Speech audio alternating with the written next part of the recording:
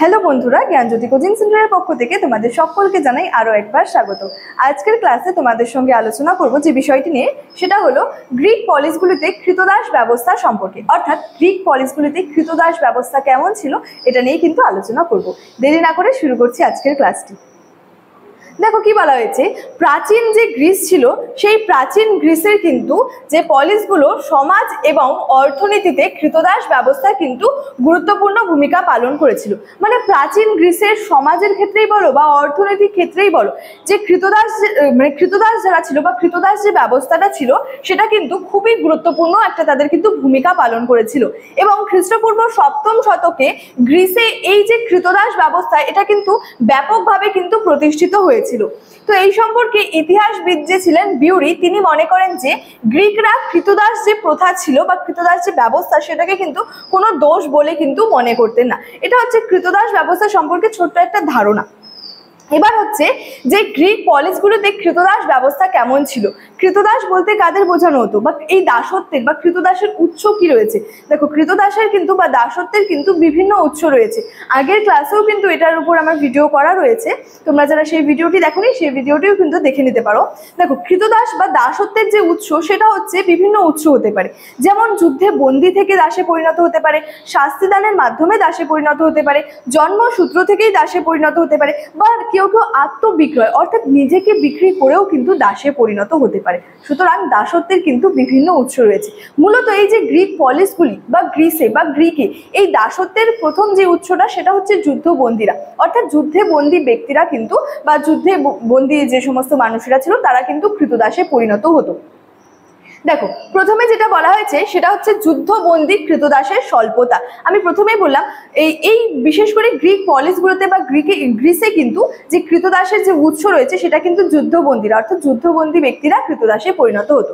তো স্বল্পতা কেন বলা হয়েছে, দেখো বলছে গ্রিকরা যুদ্ধবন্দীদের কৃতদাসে পরিণত করে নিজেদের গৃহ কৃষিক্ষেত্রের কাজে তাদের কিন্তু নিয়োগ করতেন। তাহলে গ্রিকরা কি করতো, যে সমস্ত যুদ্ধবন্দী কৃতদাসরা রয়েছে তাদেরকে কি যুদ্ধবন্দীদের আর কি কৃতদাসে পরিণত করতো প্রথমে, তারপরে কি করতো নিজেদের গৃহে এবং কৃষিক্ষেত্রের কাজে কিন্তু তাদেরকে নিয়োগ করতো।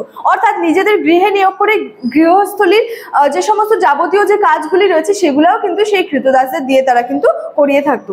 এছাড়াও কি ক্রমে ক্রমে পলিসগুলোতে কি হয়, শিল্প ও বাণিজ্যের অগ্রগতি ঘটলে সেই সমস্ত কাজের জন্য কি হয়, প্রচুর সংখ্যক শ্রমিকের কিন্তু প্রয়োজন হয়। তাহলে কি হলো, আস্তে আস্তে দেখা যায় যে সেখানে কি শিল্প এবং বাণিজ্যের উন্নতি বা অগ্রগতি ঘটতে থাকে, এবং যেহেতু অগ্রগতি ঘটছে তো সেই সমস্ত কাজ বাড়ছে। এবার যেহেতু কাজ বাড়ছে সেহেতু কি হচ্ছে, প্রচুর সংখ্যক শ্রমিকের প্রয়োজন হচ্ছে।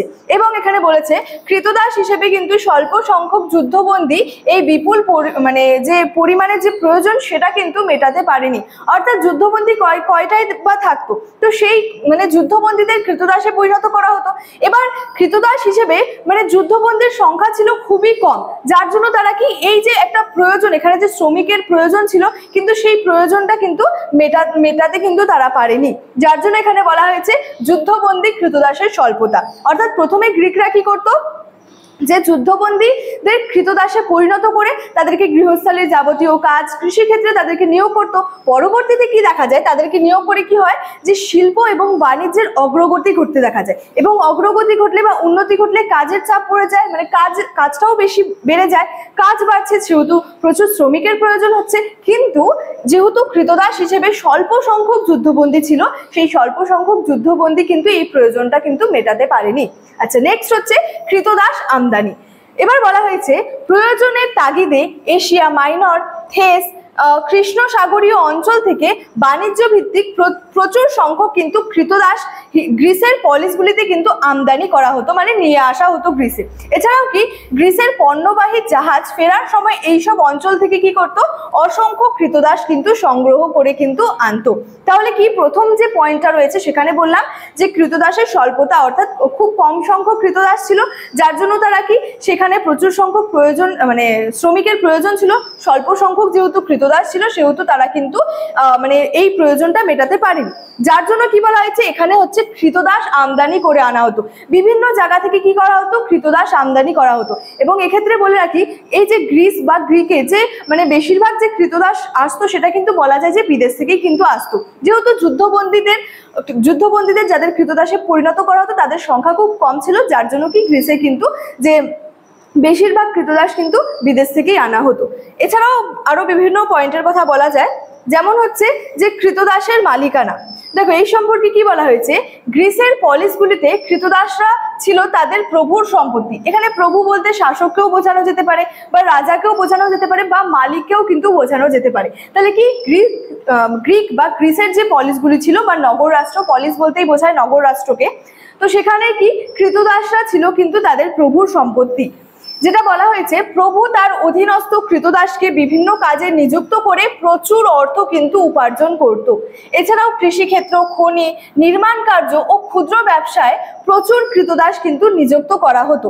তবে কাজ করে কৃতদাস যে মজুরি পেত সেটা কিন্তু তার প্রভুর হাতেই কিন্তু যেত, এবং মালিক তার কৃতদাসকে ভাড়া খাটানো বা বিক্রি করতেও কিন্তু পারতো। তাহলে একজন প্রভু কি করতো, এখানে কিন্তু এই গ্রিক পলিসগুলিতে কৃতদাসরা কার সম্পত্তি ছিল, তাদের প্রভুর কিন্তু সম্পত্তি ছিল। তো কি করতো, প্রভু তার অধীনস্থ, তার অধীনে যে কৃতদাস রয়েছে সেই কৃতদাসকে দিয়ে কিন্তু বিভিন্ন কাজে নিযুক্ত করতো, যেমন তার মানে বাড়ির বা ঘরের যে গৃহস্থালী যে সমস্ত যাবতীয় কাজ সেটা তাকে দিয়ে করাতো। এছাড়াও কৃষিক্ষেত্রে তাকে নিয়োগ করা হতো।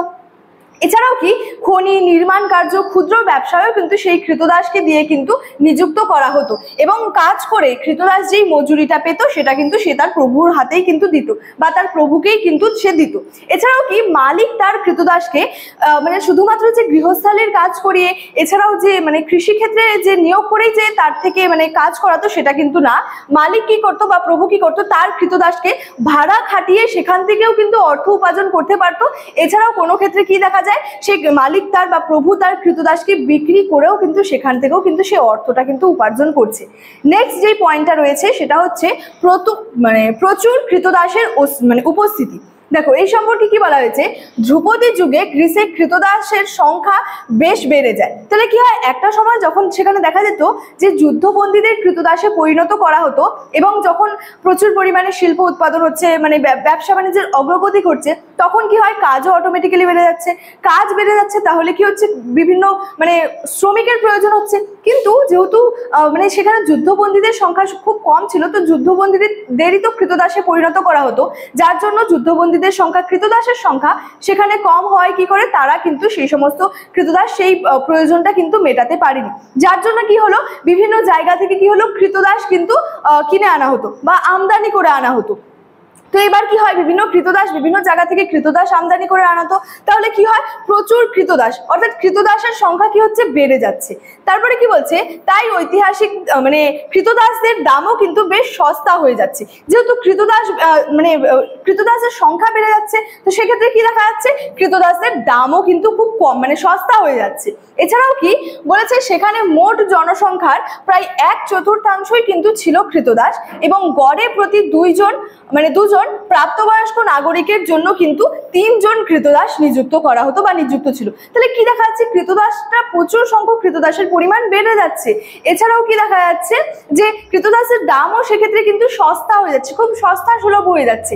তো কি দেখা যাচ্ছে, যে গড়ে প্রতি 2 জন প্রাপ্তবয়স্ক নাগরিকের জন্য কিন্তু 3 জন কৃতদাস কিন্তু নিযুক্ত ছিল বলেই কিন্তু জানা যাচ্ছে। যেহেতু কৃতদাস প্রচুর ছিল, কৃতদাসের দাম কমে যাচ্ছিল, যার জন্য এমনটা বলা হয়েছে। লাস্ট যেটা রয়েছে সেটা হচ্ছে উচ্চবিত্তদের সুবিধা। এখানে কি বলা হয়েছে, দেখো বলছে, প্রাচীন গ্রিসের আর্থ সমাজের বা অর্থনৈতিক দিকের, সামাজিক দিকের উচ্চবিত্ত যে নাগরিকদের জীবনে যে বিলাসিতা এবং অবসর যাপনের সুযোগ এসেছিল, সেটা কিন্তু কৃতদাস প্রথা বা কৃতদাস ব্যবস্থার জন্যই সম্ভব হয়েছিল।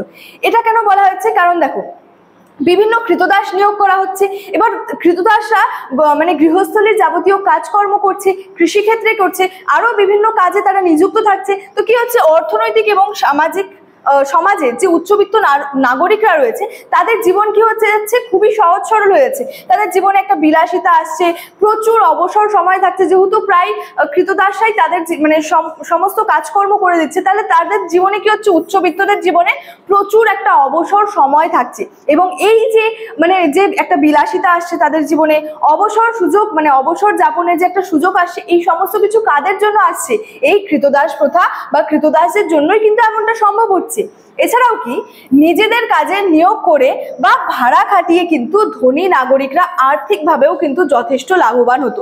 তাহলে যে সমস্ত ধনী নাগরিকরা ছিল তারা কি করতো, যুদ্ধবন্দীদের মানে কৃতদাসে পরিণত করার পর তারা কৃতদাস নিয়ে আসতো, কৃতদাসদের দিয়ে সমস্ত কাজকর্ম করাতো, ঘরের গৃহস্থালীর যে সমস্ত কাজকর্ম রয়েছে সেগুলা করাতো। এছাড়াও কৃষিক্ষেত্রে তাদেরকে নিযুক্ত করা হতো, নিয়োগ করা হতো। এছাড়াও তাদেরকে কখনো কখনো কি হচ্ছে, ভাড়া খাটাচ্ছে অন্য জায়গায়, এই যে গৃহস্থালীর কাজ করছে বা কৃষি ক্ষেত্রে কাজ করছে, নিয়োগ করছে। এছাড়াও এই কৃতদাসদের দিয়ে ভাড়া খাটানো হতো, বা কোনো কোনো সময় কি দেখা যাচ্ছে, মানে যে নিয়োগ করা বিভিন্ন কাজে নিজেদের নিয়োগ করছে, ভাড়া খাটাচ্ছে, বা কোনো কোনো ক্ষেত্রে কি করছে, কৃতদাসদের বিক্রি করে দিয়ে কি হচ্ছে, সেই ধনী নাগরিকরা কিন্তু আর্থিক দিক থেকে যথেষ্ট লাভবান কিন্তু হচ্ছে। তাহলে আজকের ক্লাসে যে বিষয়টি আলোচনা করছিলাম সেটা হচ্ছে কৃতদাস ব্যবস্থা সম্পর্কে।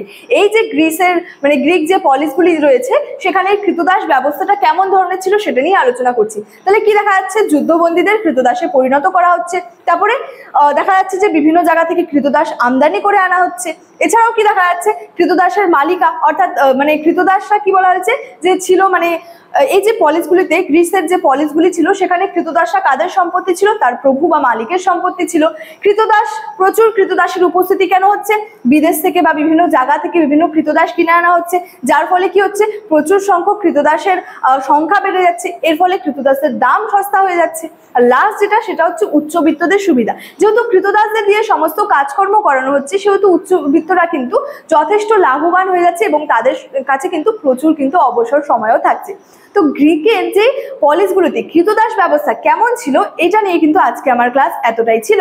ক্লাসটি শেষ করার আগে তোমাদেরকে একটু বলে রাখি যে তোমরা যারা ভাবছো আমাদের সেন্টারে অনলাইনে যুক্ত হবে, নোটসপত্র থেকে শুরু করে সাজেশনস নেবে, তারা কিন্তু আমাদের হেল্পলাইন নাম্বারে যোগাযোগ করে নিতে পারো।